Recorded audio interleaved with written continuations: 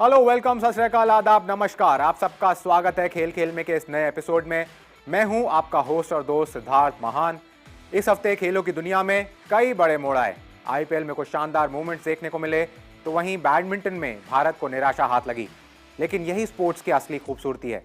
चाहे जीत हो या हार, स्पोर्ट्स और लाइफ दोनों सिखाते हैं कि आगे बढ़ते रहना है, एक कदम और थोड़ा बेहतर, और उन कमजोरियों पर काम करना जरूरी है जो हमें ऊंचाइयों तक पहुंचने से रोकती हैं। आज के दौर में ये सीख सिर्फ मैदान की नहीं, हमारी जिंदगी की भी सबसे अहम जरूरत है। तो चलिए बिना देर किए नजर डालते हैं इस हफ्ते की टॉप स्पोर्ट्स हेडलाइंस पर। आईपीएल में प्लेऑफ की रेस हुई और तेज। टेबल पर टॉप दो पायदानों पर काबिज हैं जीटी और एमआई। मुंबई इंडियंस से मिली करारी हार के बाद राजस्थान रॉयल्स की फिसलती गाड़ी हुई आईपीएल से बाहर। हफ्ते का सबसे बड़ा सितारा सिर्फ 14 साल का वैभव सूर्यवंशी, 35 बॉल में जड़ डाली सेंचुरी। सुधीरमन कप में भारत की बैडमिंटन चुनौती हुई खत्म, पहले ही राउंड में हुई एग्जिट। भारतीय टेबल टेनिस की बड़ी जीत, मनुष दिया की जोड़ी ने जीता मिक्स डबल्स खिताब। ग्रैंड चेस टूर 2025, भारतीय ग्रैंड मास्टर प्रज्ञानानंद रहे तीसरे स्थान पर। ट्रैक पर भी दिखा एथलीट्स का कमाल, 100 मीटर पुरुष दौड़ और रिले रेस में बने नए नेशनल रिकॉर्ड्स। आईपीएल के हफ्ते में टॉप की लड़ाई और भी जोर पकड़ चुकी है। मुंबई, गुजरात, बेंगलुरु और पंजाब प्लेऑफ की रेस में सबसे आगे हैं। वहीं चेन्नई, राजस्थान और हैदराबाद की टीमें ऑफिशियली टूर्नामेंट से बाहर हो चुकी हैं।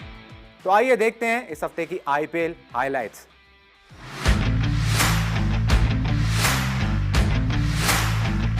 मुंबई इंडियंस का विजय रथ इस हफ्ते भी रुकने का नाम नहीं ले रहा। पहले लखनऊ सुपर जायंट्स को 52 रन से हराया, जहां सूर्य कुमार यादव और रिकल्टन की तूफानी पारियों से 215 रन बने, और फिर जसप्रीत बुमराह की घातक गेंदबाजी ने 4 विकेट लेकर एलएसजी को 161 पर रोक दिया। इसके बाद राजस्थान रॉयल्स पर भी मुंबई ने कहर बरपाया। 100 रनों की बड़ी जीत के साथ टेबल के टॉप पर पहुंच गई। बल्लेबाजी और गेंदबाजी दोनों ही मुंबई की टीम के लिए जैसे एकदम परफेक्ट मशीनरी की तरह काम कर रही हैं। वहीं राजस्थान रॉयल्स टूर्नामेंट से बाहर हो गई। अब बात करते हैं चेन्नई सुपर किंग्स की, जिनकी हार की कहानी इस हफ्ते भी जारी रही। पंजाब किंग्स के खिलाफ चेन्नई ने अच्छी शुरुआत की थी और स्कोर 200 के पार जाता दिख रहा था, लेकिन तभी आया चहल का जादू। हैट्रिक लेकर उन्होंने चेन्नई की रफ्तार रोक दी। टीम सिर्फ 190 रन ही बना सकी। कप्तान श्रेयस अय्यर ने 41 बॉल्स में 72 रन बनाकर पंजाब को शानदार जीत दिलाई। अब पंजाब की टीम सिर्फ 3 हार के साथ टॉप 2 में अपनी जगह पक्की करने के करीब है। सनराइजर्स हैदराबाद भी इस हफ्ते टूर्नामेंट से बाहर होने वाली तीसरी टीम बन गई। इस हफ्ते उनका सिर्फ एक मैच था, गुजरात टाइटंस के खिलाफ, जहां शुभमन गिल और जॉस बटलर की ताबड़तोड़ बल्लेबाजी ने जीटी को 224 तक पहुंचाया। प्रसिद्ध कृष्णा ने 2 विकेट लेकर एसआरएच को 186 रन पर रोक दिया। इसी जीत के साथ गुजरात भी पॉइंट्स टेबल के टॉप 2 में शामिल हो गया है। अब से कुछ ही देर में रॉयल चैलेंजर्स बैंगलोर और चेन्नई सुपर किंग्स आमने सामने होंगी। आरसीबी के लिए यह मैच प्लेऑफ की रेस में बेहद अहम साबित हो सकता है। राजस्थान रॉयल्स के लिए यह हफ्ता एक रोलर कोस्टर जैसा रहा। पहले 14 साल के वैभव सूर्यवंशी ने गुजरात के खिलाफ सबसे तेज शतक लगाकर टीम को जीत दिलाई, और फिर मुंबई के सामने पूरी टीम 100 रन से धाराशायी हो गई। एक चढ़ाव, फिर जोरदार गिरावट। राजस्थान रॉयल्स बनी दूसरी टीम आईपीएल के सीजन से ऑफिशियली आउट होने वाली। देखिए ये रिपोर्ट।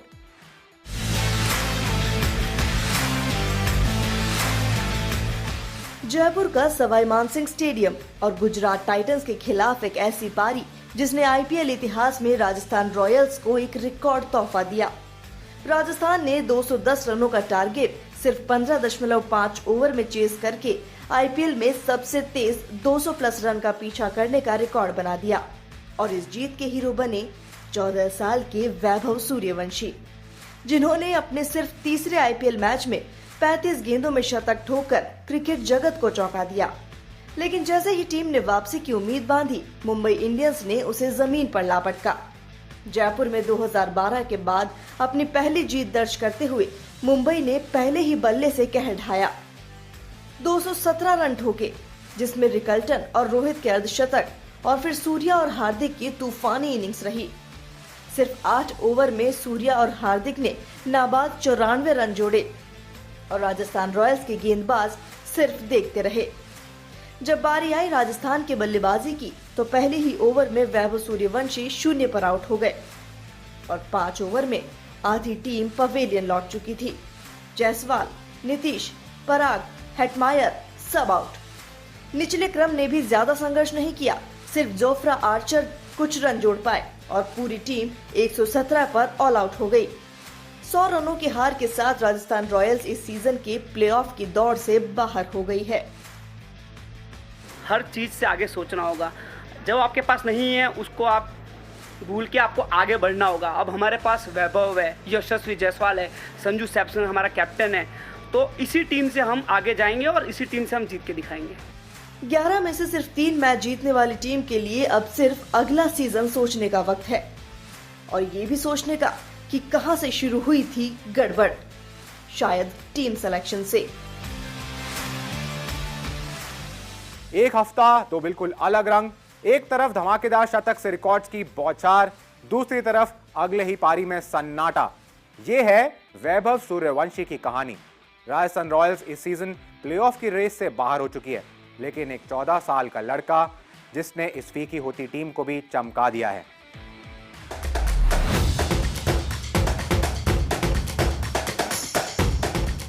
राजस्थान रॉयल्स के लिए ये सीजन ज्यादा खास नहीं रहा, लेकिन एक नाम है जिसने पूरे भारत का ध्यान खींच लिया, वैभव सूर्यवंशी। सिर्फ 14 साल का ये किशोर आईपीएल जैसे मंच पर छा गया।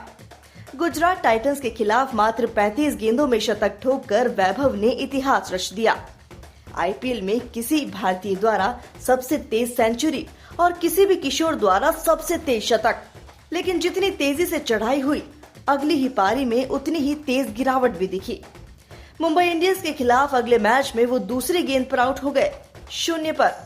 और बस फिर क्या था, सोशल मीडिया पर लोग उन्हें 1 इनिंग वंडर कहने लगे। उनकी उम्र को लेकर सवाल उठने लगे, लेकिन सच ये है, आईपीएल प्रोफेशनल क्रिकेट है, यहाँ उम्र नहीं हुनर बोलता है। राहुल द्रविड़, जो राजस्थान के कोच हैं, उन्होंने कहा कि शोहरत उन्हें भटका सकती है, लेकिन टीम मैनेजमेंट वैभव को गाइड करेगी, बाकी सब उन्हीं पर डिपेंड करता है।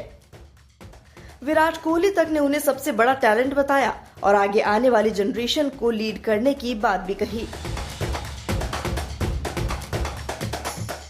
रॉयल्स के कैप्टन रियान पराग ने भी जमकर वैभव की तारीफ की और उनकी एज को इररेलेवेंट डिस्कशन बताया। 14 साल का वो, आई थिंक वो एक बहुत बड़ा फैक्टर है, बट उसको हम एक प्लेयर की तरह ट्रीट करते हैं, हम एक बच्चे की तरह ट्रीट नहीं करते। हम उसको बोलते हैं वो अगर इस सेटअप में आया है, हमारे साथ इतने बॉलर्स को मार रहा है, he is as good as a player who is played for 7 season 5 season और whatever it is. I think उसको हमने, जैसे मैंने बोला, क्लैरिटी दे रखी है और लास्ट मैच उसने जो किया, प्रैक्टिस से लेके जो मैच में उसने दिखाया, आई थिंक वो पूरा माहौल ही उसने बदल दिया है कि हम जो थोड़ा हम लैक कर रहे थे कि हम जीत नहीं रहे थे, थोड़े रन से जीत नहीं रहे थे, उसने आके पूरा गेम ही कंप्लीटली चेंज कर दिया हमारे लिए। लेकिन असली संघर्ष तो अब शुरू हुआ है। क्रिकेट सिर्फ शतक लगाने का नाम नहीं, ये उस शून्य को झेलने का भी नाम है जो अगले दिन आ सकता है। एक बात तो तय है, इस सीजन में राजस्थान भले हार गया हो, लेकिन वैभव सूर्यवंशी की कहानी क्रिकेट प्रेमियों के दिलों में जीत दर्ज कर गई है।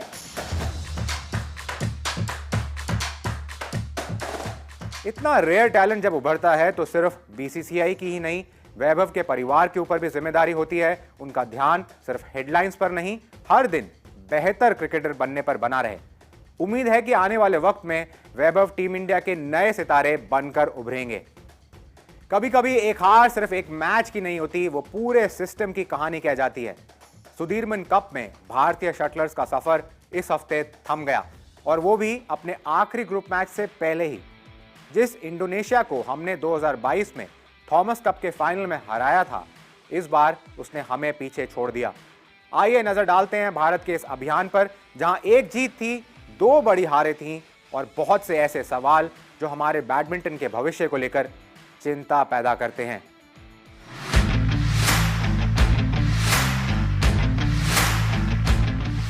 भारत का सुधीरमन कप 2025 अभियान खत्म हो गया, और वो भी निराशाजनक अंदाज में। ग्रुप के 2 अहम मुकाबले डेनमार्क और इंडोनेशिया के खिलाफ, दोनों में भारत को 1-4 से हार का सामना करना पड़ा। मिक्स डबल्स में ध्रुव कपिला और तनिषा क्रास्टो ने एक शानदार जीत दिलाई, लेकिन बाकी के मुकाबलों में हम लगातार पिछड़ते रहे। पीवी सिंधु और एचएस प्रणॉय जैसे दिग्गज खिलाड़ी भी अपने लय पाने के लिए संघर्ष करते दिखे। जब तक इंग्लैंड के खिलाफ आखिरी ग्रुप मैच हुआ तब तक भारत टूर्नामेंट से बाहर हो चुका था। इंग्लैंड के खिलाफ मिली 3-2 की जीत सिर्फ तसल्ली भर रह गई। इस मैच में अनुपमा उपाध्याय और सतीश कुमार जैसे युवाओं ने बेहतरीन प्रदर्शन किया, लेकिन वो काफी नहीं था। विशेषज्ञ मानते हैं कि ये प्रदर्शन सिर्फ थकान या चोटों की वजह से नहीं था, ये सिस्टम में गहराई से फैली समस्याओं की ओर इशारा करता है। नेशनल कैंप्स की कमी, स्ट्रक्चर ट्रेनिंग प्रोग्राम्स का अभाव और स्पोर्ट्स साइंस में निवेश की कमी, ये सब मिलकर खिलाड़ियों के प्रदर्शन को प्रभावित कर रहे हैं। भारत के पास आज भी टैलेंट की कोई कमी नहीं है, लेकिन उस टैलेंट को संवारने के लिए एक ठोस ढांचा बनाना होगा।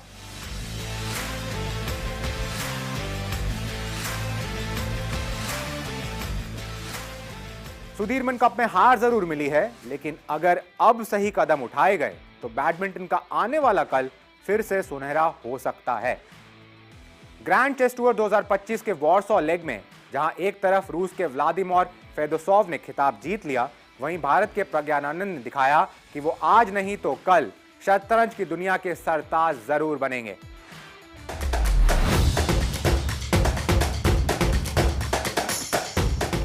वॉर्सो में हुए Grand Chess Tour Rapid and Blitz 2025 में रूस के व्लादिमीर फेदोसेव ने इतिहास रचते हुए खिताब अपने नाम किया। उन्होंने कुल 18 में से 15.5 पॉइंट के साथ ब्लिट्ज राउंड में दमदार प्रदर्शन किया और ओवरऑल स्टैंडिंग्स में 26.5 पॉइंट के साथ पहले स्थान पर रहे। लेकिन भारतीय नजरिए से खास बात रही युवा ग्रैंड मास्टर प्रज्ञानानंद का तीसरा स्थान। भले ही उन्हें ब्लिट्ज राउंड में 7 हार का सामना करना पड़ा, लेकिन उन्हें टूर्नामेंट में 9 मैच जीते और ओवरऑल तीसरे पायदान पर रहते हुए $25,000 की प्राइज मनी भी हासिल की। वहीं दूसरे भारतीय चैलेंजर अरविंद चिदम्बरम के लिए ये टूर्नामेंट 2 ओपोजिट्स की कहानी रहा। ब्लिट्ज के पहले दिन टॉप 3 में रहते हुए उन्होंने बेहतरीन शुरुआत की, लेकिन उसके बाद लगातार 10 मुकाबले हारकर वो तालिका में 8वें स्थान पर लुढ़क गए।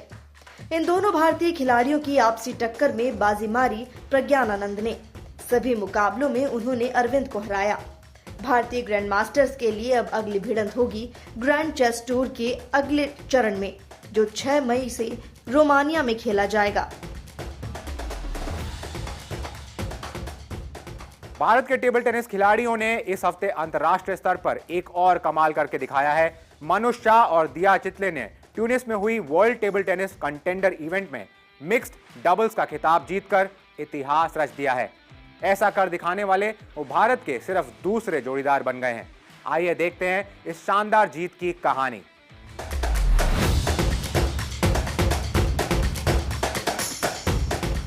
ये जीत सिर्फ एक टूर्नामेंट नहीं, एक मजबूत वापसी की कहानी है। मनुष शाह और दिया चितले की भारतीय जोड़ी ने वर्ल्ड टेबल टेनिस कंटेंडर में मिक्स्ड डबल्स का खिताब जीत लिया। इससे पहले मणिका बत्रा और साथिया ने 2021 में ये कारनामा किया था। खास बात ये रही कि इस बार का फाइनल मैच एक तरह से बदला लेने का भी मौका था। सामने थे जापान के सोरा मात्सुशिमा और मिया हरिमोतो, वही जोड़ी जिसने कुछ ही हफ्ते पहले दोहा में इन्हें 3-0 से हरा दिया था। लेकिन इस बार कहानी पलट गई। भारतीय जोड़ी ने जबरदस्त खेल दिखाते हुए मुकाबला 3-2 से अपने नाम किया और पहली बार WTT कंटेंडर खिताब पर कब्जा जमाया। मनुष शाह ने पुरुष डबल्स में मानव ठक्कर के साथ सेमीफाइनल तक का सफर तय किया और जर्मनी की जोड़ी से बेहद करीबी मुकाबले में 2-3 से हार गए। दूसरी ओर दिया चितले ने सिंगल्स में भी काबिले तारीफ प्रदर्शन किया। क्वालिफायर से शुरुआत कर उन्होंने राउंड ऑफ 32 में मणिका बत्रा को हराया और फिर प्री क्वार्टर फाइनल तक पहुंची। वहीं भारत के हरमीत देसाई भी सिंगल्स के राउंड ऑफ 16 तक पहुंचे, लेकिन जापान के शिनोजुका से हार कर बाहर हो गए। ये tournament international table tennis federation के विश्व स्तरीय WTT सीरीज का हिस्सा है, जहां खिलाड़ी रैंकिंग पॉइंट्स कमाकर बड़े टूर्नामेंट्स की ओर बढ़ते हैं। मनुष और दिया की ये जीत न सिर्फ उनके करियर का बड़ा पड़ाव है, बल्कि भारतीय टेबल टेनिस के लिए एक पॉजिटिव संकेत भी है। जब एक नहीं, 2 नहीं, बल्कि 3 नेशनल रिकॉर्ड्स टूटे, वो भी एक ही महीने में, तो समझ लीजिए भारतीय एथलेटिक्स में कुछ खास हो रहा है। जी हां, पिछले कुछ हफ्तों में हमारे धावकों ने 100 मीटर, 200 मीटर और 4x100 मीटर रिले में इतिहास रच दिया है। और इस क्रांति के पीछे है नई ट्रेनिंग, नया जुनून और कुछ नए नाम। तो चलिए आपको दिखाते हैं स्पीड और संयोजन का वो कारनामा जिसने 14 साल पुराना नेशनल रिकॉर्ड मिटा दिया।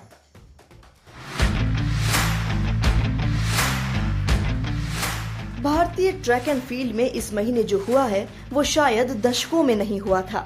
28 मार्च को गुरिंदरवीर सिंह ने तोड़ा 100 मीटर का नेशनल रिकॉर्ड। फिर 24 अप्रैल को अनिमेश कुजूर ने फेडरेशन कप में 200 मीटर रिकॉर्ड की दीवार गिराई। और अब सेक्टर 7 स्टेडियम चंडीगढ़ में टूटा वो रिकॉर्ड जो 14 साल से अडिग था। भारतीय पुरुषों का 4x100 metre relay record Amlan Borgohain, Manikanta Hoblidar, Animesh Kujur और गुरिंदरवीर सिंह की चौकड़ी ने सिर्फ रेस नहीं जीती, उन्होंने वक्त को मात देते हुए 38.69 सेकंड्स में एक नई कहानी लिखी। ये टाइम 2010 कॉमनवेल्थ गेम्स में बने 38.89 सेकंड्स के पुराने रिकॉर्ड से पूरे 2/10 सेकंड तेज था। इन चारों धावकों को तैयार किया गया रिलायंस स्पोर्ट्स फाउंडेशन के कोचिंग नेटवर्क में, जहां अनिमेश ओडिशा में मार्टिन ओवेंस के साथ ट्रेन करते हैं, जबकि बाकी 3 मुंबई में जेम्स हिलियर के मार्गदर्शन में दौड़ते हैं। इतना ही नहीं, ये टाइम 2022 एशियन गेम्स में ब्रॉन्ज जीतने वाली साउथ कोरिया की टीम से भी तेज था। यानी एशिया में अब भारत के पास है पोडियम पर खड़े होने का असली मौका, शायद 1970 के बाद पहली बार। टीम के कोच जेम्स हिलियर का कहना है कि ये तो बस शुरुआत है। मतलब साफ है, रफ्तार की इस नई क्रांति में अभी और भी धमाके बाकी हैं। अब सबकी निगाहें हैं मई में होने वाले एशियन चैंपियनशिप्स पर, जहां ये रफ्तार इंडिया को नई ऊंचाइयों तक ले जा सकती है। तो ये थी इस हफ्ते की टॉप स्पोर्ट्स स्टोरीज। आप हमारे special digital segment sports time machine को जरूर देखिए हर शाम, जिसमें आपको मिलेगी सिर्फ 1 मिनट में बहुत ही इंटरेस्टिंग स्पोर्ट्स फैक्ट्स और रोमांचक कहानियां। अगले हफ्ते हम फिर मिलेंगे। अपना ख्याल रखें और देखते रहें खेल खेल में विद सिद्धार्थ महान।